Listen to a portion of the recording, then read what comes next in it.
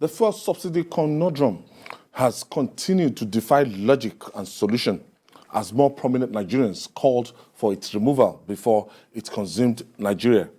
The governor of Kaduna State, El-Rufai, has urged the federal government to end fuel subsidy to ensure fiscal sustainability. Governor El-Rufai insists that it is detrimental to the economy. Also, the World Bank and a former governor of the Central Bank of Nigeria, Sanusi, have described the fuel subsidy as senseless, stressing that Nigeria is heading towards bankruptcy due to its sustenance. Meanwhile, the CBN said the country now spends more than $112 million on debt servicing monthly. We're in the big fix, GKB. Well, this is what they... Because if it's a catch-22 situation for the new administration, if they don't remove fuel subsidy, Bola Tinubu promised, President-elect, that he was going to remove fuel subsidy. No, it must be removed for two obvious reasons. One, we are running the debt profile that we cannot sustain. That means there are no money for infrastructure, no money for development. Because you are spending, as the CBN said, $112 million to service our debt. How much are we making every month to spend that kind of money to service debt? Then number two, it's like cancer. You just have to catch it early and cut it off. Because the earlier you cut off the subsidy, the earlier Nigeria can get through the pains and survive. Luckily, there have been no elections for anybody to pay for the consequences for the next 4 years. So the Bola Tinubu administration must do the right thing very early and simply remove it, let it roll. There will be pains here, of course, but nobody will pay for that decision for at least 3 years after the fact. And that to me is key because we are getting to a point where people can no longer pay salaries or they have to get loans to service basic infrastructural needs of our country. That is unacceptable, and that is also not something that we can sustain. So as far as I'm concerned, the new administration must simply bite the bullets as quickly as possible so that whatever is going to be the fallout can be managed in the next 2-3 years before the next election. Because if they should dilly-dally, they will now be looking at the political consequences. And once they've done that, that means they too will now push the ball forward to maybe second term or to another government. And they too will go through the same thing. So the best thing to do today is for either this government, if they have the lever to do that, or the next administration as part of the first day in office, you simply remove the subsidy. Julie, I'm looking at the spiral effects because I know why Muhammadu Buhari delayed till this time, why it was difficult for him. It's a political choice. Yes, it was so difficult for Muhammadu Buhari to take this choice because when we get to that extent that, it will affect, everything, almost everything, the purchase of fuel and how much you buy per liter and everything. But at the end of the day, we like inflicting pains, it will affect tomato, it will affect everything in the markets. So how do we take this kind of situation and how will government ensure that they minimize the pains and effects? I don't know how they can minimize the pain and effects because in the past they came up with palliatives. It didn't really work. Some group of people will just it didn't really work. Even if you bought vehicles and you said, okay, people can commute with these vehicles. Subsidized rates, will it go round? People in the rural areas will not even have access to it. In those days, when I think in the late 80s, when most of the states had committed so much money into mass transit, buses and the rest of that. I remember Kaduna even brought in the double-decker buses from the UK. You will find that it's only the people in the urban centers that will actually benefit from it. Those buses will not go to the rural areas. And petrol, yes, it's a security product. is something that if you do it, it can even lead to nationwide violence. But the choice that we have as a country is, one, allow subsidy to continue and watch Nigeria ultimately become another Venezuela. Naira will be useless. So we have a choice. Really indebted.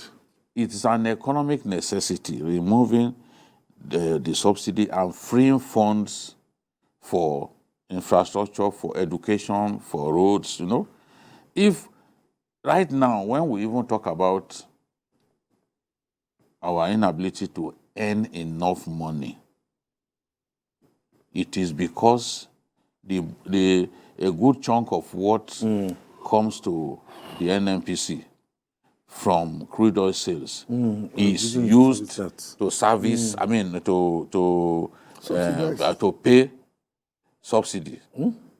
Is used to pay for subsidy.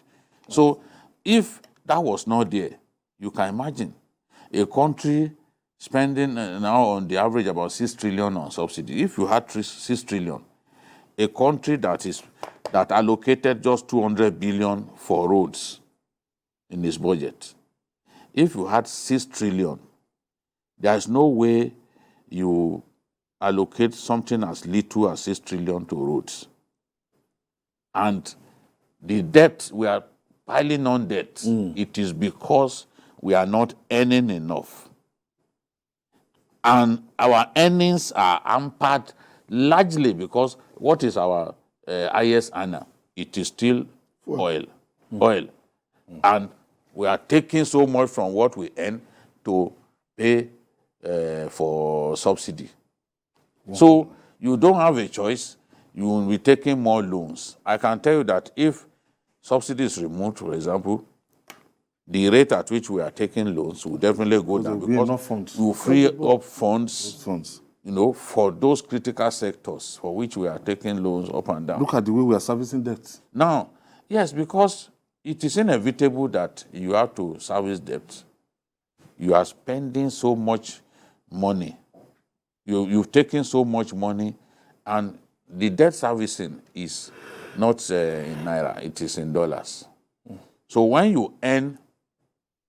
your revenue comes in, your receipts come in form of Naira, by the time you convert them to dollars to service debt, it will seem like everything that you have. Dollars.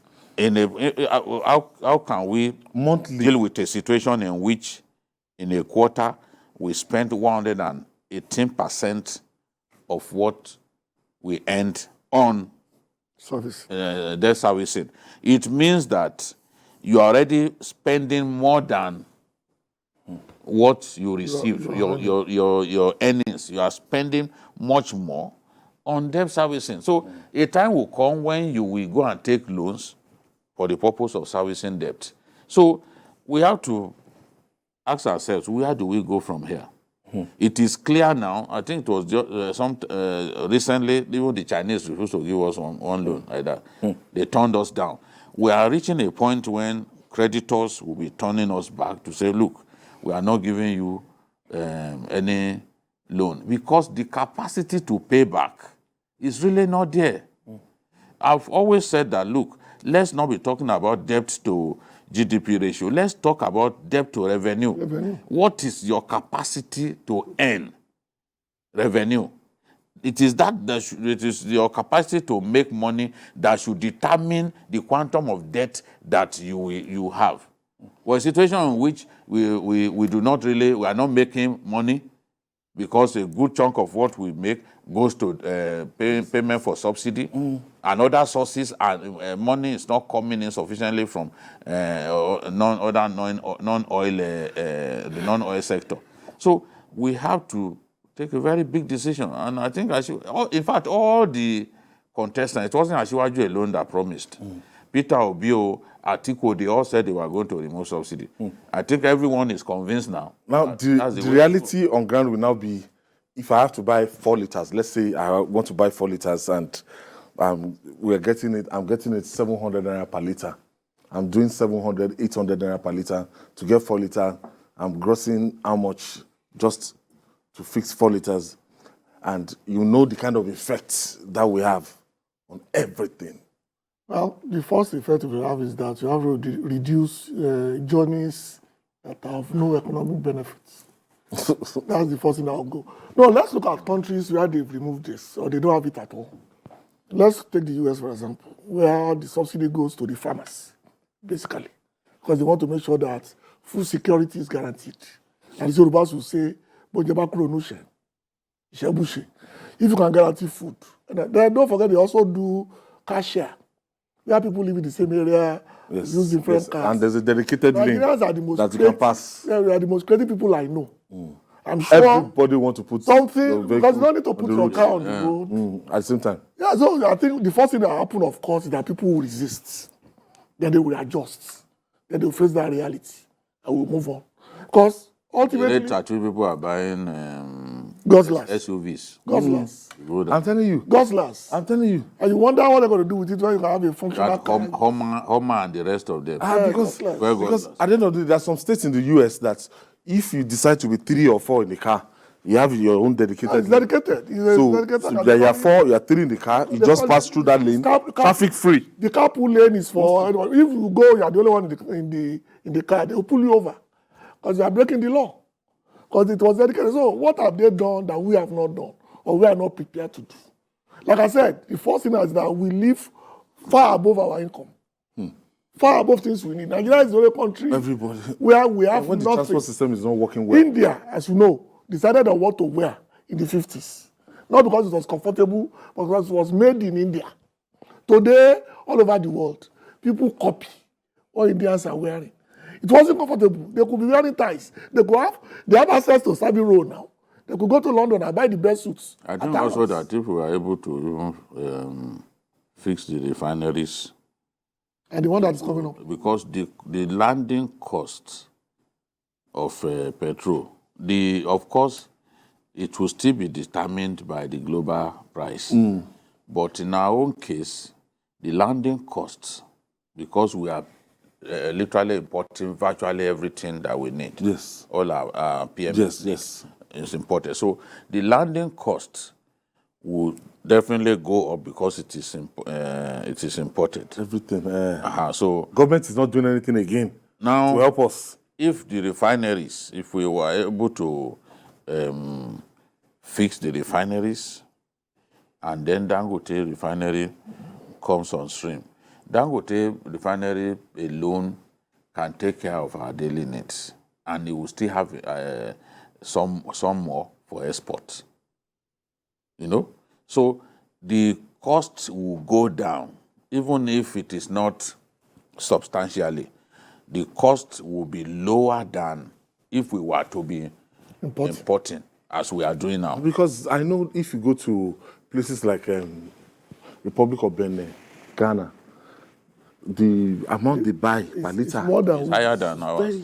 Because ours is like the cheapest. Because we are subsidizing. You see, subsidy creates. It was Obasanjo that came up with this idea at that time because he was trying to mitigate the pain.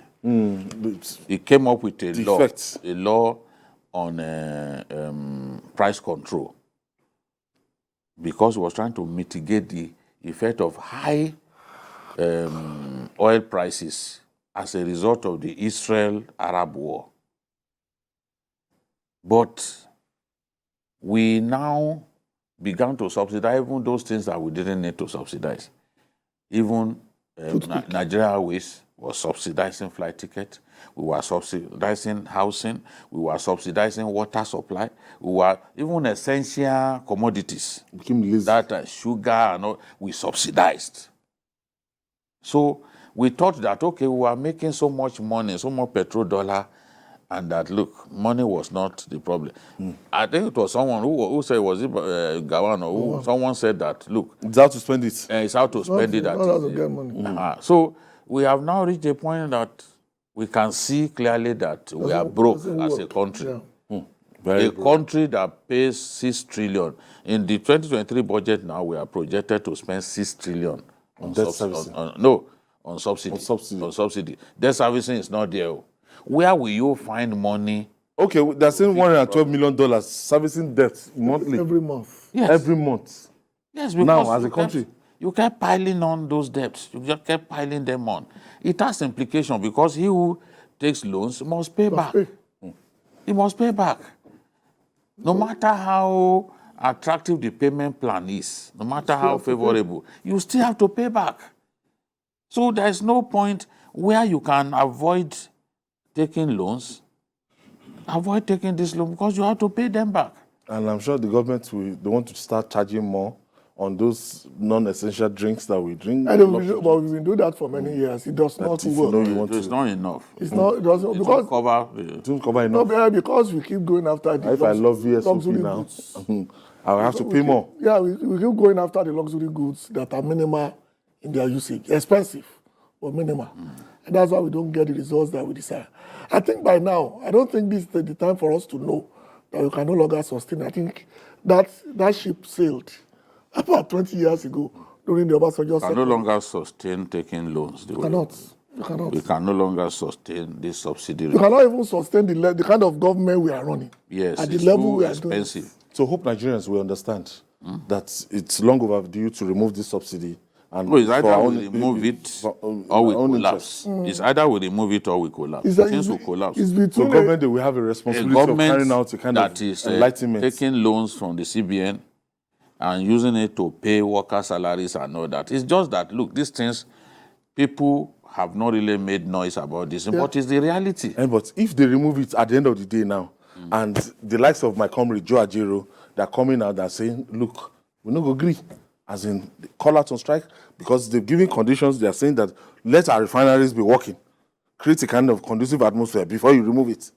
So when are we going to ensure that all our refineries will be working optimally? But don't forget that the reason why refineries, not the government one, the one who give licenses to are not working, is because they are not profitable.